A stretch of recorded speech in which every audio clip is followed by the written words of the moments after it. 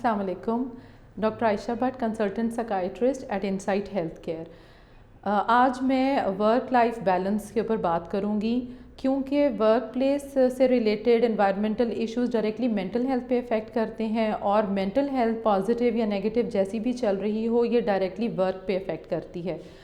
दुनिया की आबादी में तकरीबन 50 to 60% लोग ऐसे हैं जो किसी ना किसी जॉब या प्रोफेशन से जुड़े हुए हैं, फॉर्मली या इनफॉर्मली काम कर रहे हैं, जिसमें से 15 to 20% लोग ऐसे हैं जिन्हें लाइफ में किसी ना किसी पॉइंट पे डिप्रेशन, एंजाइटी, स्ट्रेस, इस तरह के इश्यूज़ का सामना होता है।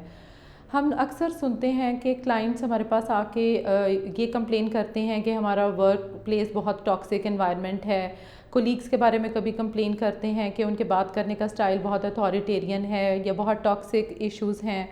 और कभी ये कंप्लेंट्स करते हैं कि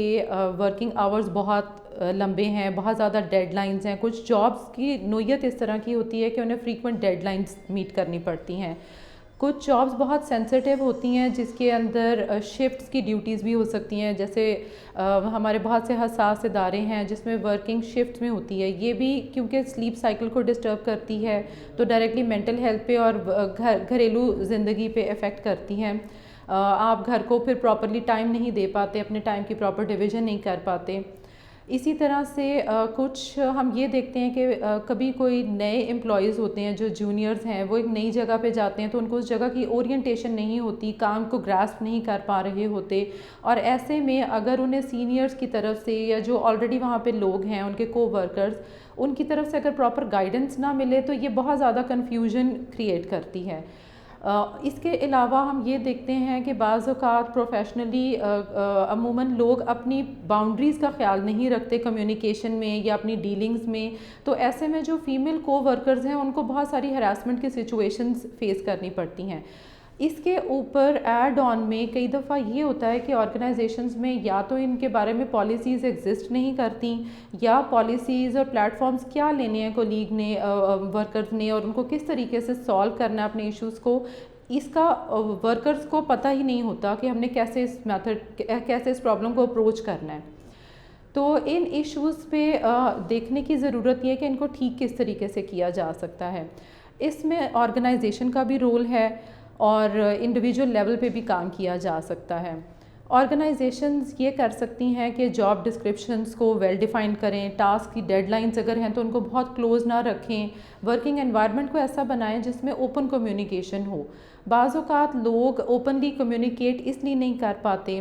क्योंकि उन्हें स्टिग्मा का बहुत ज़्यादा ख़तरा होता है, और फिर उसकी वजह से एक दफ़ा अगर ये आइडेंटिफाई हो जाए कि ये इंसान किसी मेंटल हेल्थ इशू से गुजर रहा है या डिप्रेशन के पेशेंट्स हैं या कोई इनको एंजाइटी के इश्यूज़ हैं, तो फिर उनको जॉब पे डिस्क्रिमिनेशंस फेस करनी पड़ती हैं, और फिर लाइफ लॉन्ग उनके साथ ये चीज़ें चलती हैं जब, तो ये ऐड करती हैं अपनी वर्क प्लेस डिफ़िकल्टीज़ को। तो इस वजह से ऑर्गेनाइजेशंस को चाहिए कि कुछ पॉलिसीज़ को ऐसे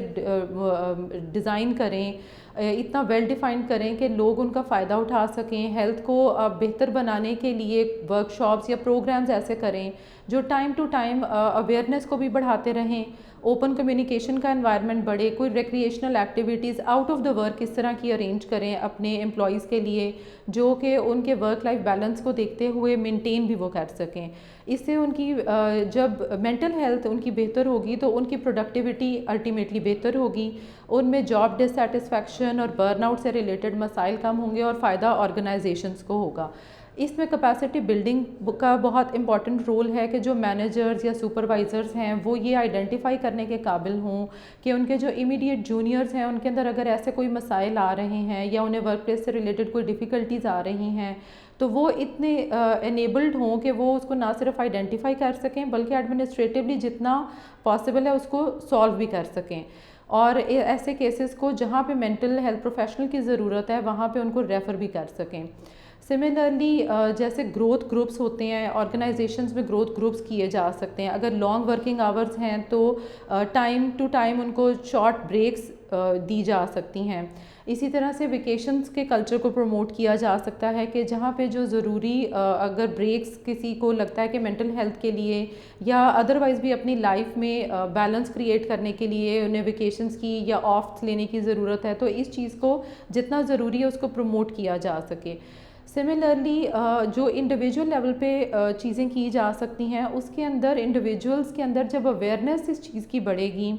तो वो ख़ुद भी आइडेंटिफाई कर सकेंगे कि अब उनके अंदर बर्नआउट